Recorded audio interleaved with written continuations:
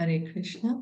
Jaya Jaya Shri Chaitanya Jaya Nityananda Jaya Advaita Chandra Jaya Gaura Bhakta Vrinda Jaya Jaya Shri Chaitanya Jaya Nityananda Jaya Advaita Chandra Jaya Gaura Bhakta Vrinda Jaya Jaya Shri Chaitanya Jaya Nityananda Jaya Advaita Chandra Jaya Gaura Bhakta Vrinda.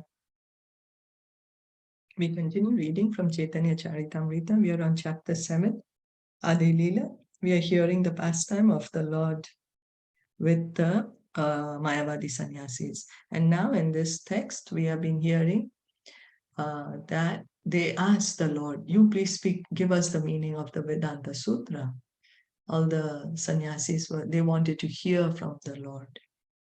So we'll continue reading the purport by His Divine Grace, A.C. Bhaktivedanta Swami Srila Prabhupada.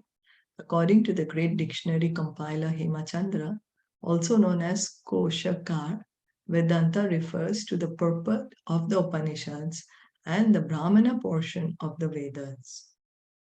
So Prabhupada here is going to so much detail.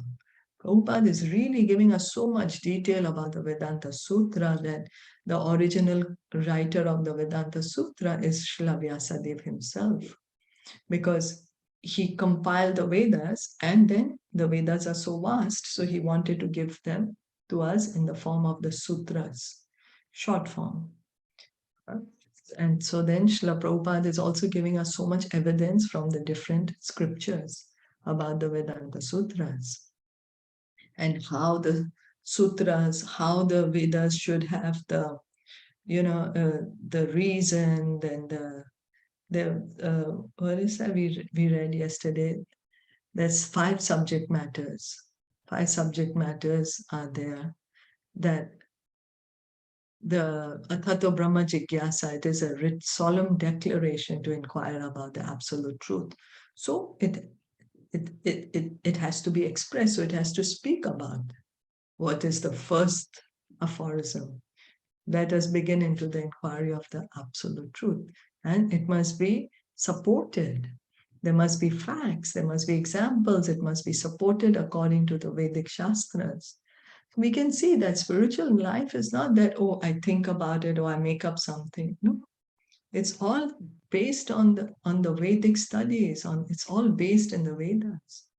And here Srila Prabhupada is saying that Hemachandra, who's a dictionary compiler, the dictionary compiler Hemachandra, also known as Koshakar, Vedanta, refers to the purport of the Upanishads and the Brahmana portions of the Vedas. So he is saying, what does Vedanta mean? Vedanta means it's referring to the meaning of the Upanishads, the meaning, purport of the Upanishads, and the Brahmana portion of the Vedas. Professor Apte in his dictionary describes the Brahmana portion of the Vedas as that portion which states the rules for employment of hymns at various sacrifices and gives detailed explanations of their origin, sometimes with lengthy illustrations in the form of legends and stories.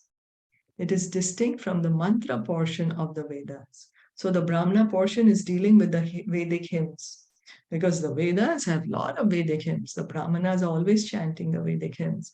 And so he's giving all the different explanations why these hymns are chanted, how they're supposed to be chanted.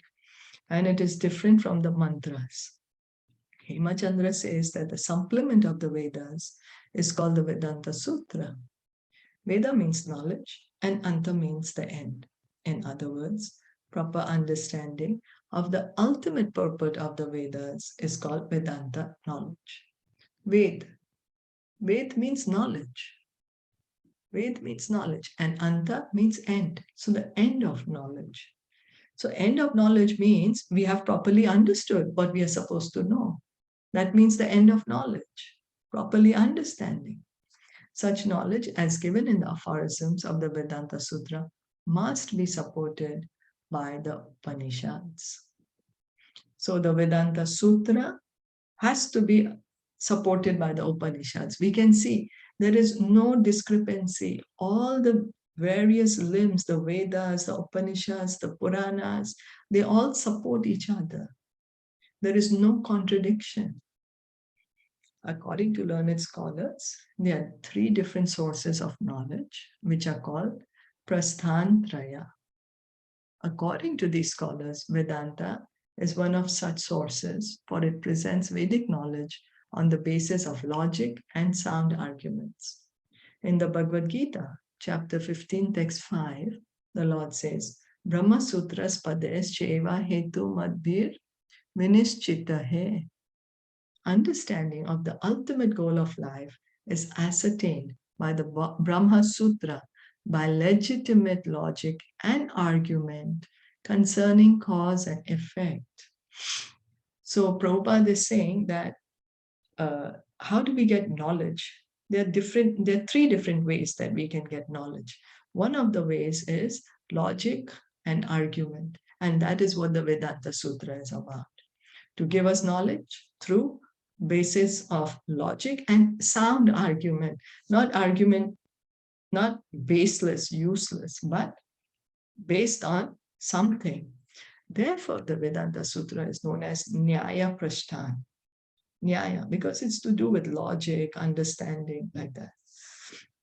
The Upanishads are known as Shruti Prashthan. So Shruti, that is another way of getting knowledge. That is by hearing. The Vedas are received by hearing. Shruti. We will say, oh, but we are reading. Reading is the same as hearing. And the Gita, Mahabharata, and Puranas are known as Smriti Prasthan. Smriti is remembrance. The Gita, Mahabharata, and Puranas are known as Smriti because Srila Vyasadeva is recording it after it has happened. So it's called remembrance, Smriti.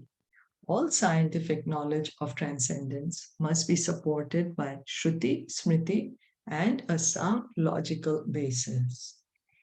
So Shruti, Smriti, and the logic, it should support each other. That's how we can understand the spiritual knowledge. So we can see it's not cheaply. It's not something cheap. It has to be following the Upanishads, the Smriti Shastras, the Shrutis. It has to follow the logic, everything, you know. It's nothing like cheap that I just go somewhere and I want to talk about something and that's how I talk and then I get some praise and that's it. No. So that's the reason we are always given the importance that we have to hear in the parampara. Hearing in the parampara to assure that we are getting the correct knowledge. It is said that both the Vedic knowledge and the supplement of the Vedas are called the Sattvat Pancharatra, emanating from the breathing of Narayan, the Supreme Personality of Godhead. So the Vedas and its supplement is where is it coming from? Where is the Vedas coming from? It's coming from the breathing of Lord Narayan. Lord Narayan is God himself. So it's coming from him. Because he's the original speaker of all knowledge. You know, when we buy a TV, we get a manual with it. Because the manufacturer of the TV wants to tell us how to properly use the TV. So similarly, this material world is manufactured by God. And he gives us this manual in the form of Vedas, that how we are supposed to live properly in the world, how we are properly supposed to be living inside our body also, and at the same time, how we can leave the world. So that is all the Vedas is all about. It's a manual for us.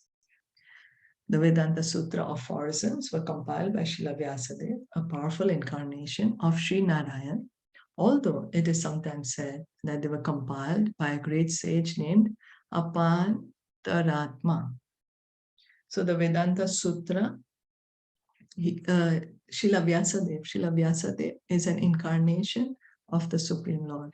No ordinary person can compile the Vedas. Why? Because we all have the 4 defects. We all have 4 defects. Our senses are imperfect. We are in illusion. We have a tendency to cheat and we make mistakes. So if we were to write something, for sure it is going to be faulty. So it needs an incarnation of God himself to compile the Vedas. And so Srila Vyasadeva is the empowered personality to do this work, this service. Sometimes Prabhupada is saying that they are compiled by Apantaratma. Okay, the Pancharatra and Vedanta Sutra, however, express the same opinions.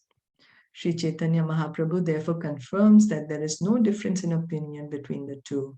And he declares that because the Vedanta Sutra was compiled by Srila Vyasadeva, it may be understood to have emanated from the breathing of Sri Narayan.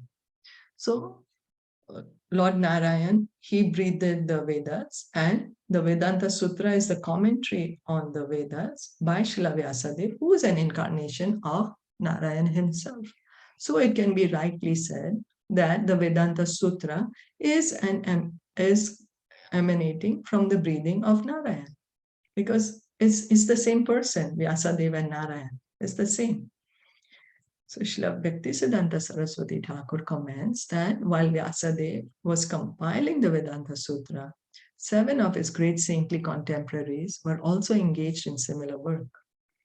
These saints were Atreya Rishi, Ashmarthaya, Audulomi, Karshanajini, Kashakritsna, Jaimini, and Padari.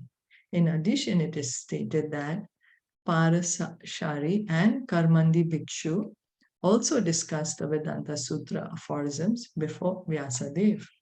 So we can see Prabhupada is giving us so much evidence. He's going through so much efforts to give us proper understanding.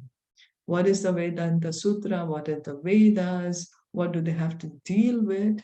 So that our foundation in spiritual knowledge is very strong. It's very strong. So we'll continue with this tomorrow, if that's okay. Further discussion on this topic. We'll stop here for today. Caitanya Caritamrita ki jai, Shilpa Prabhupada ki jai, Gaur Bhakta Vrinda ki jai. Hare Krishna.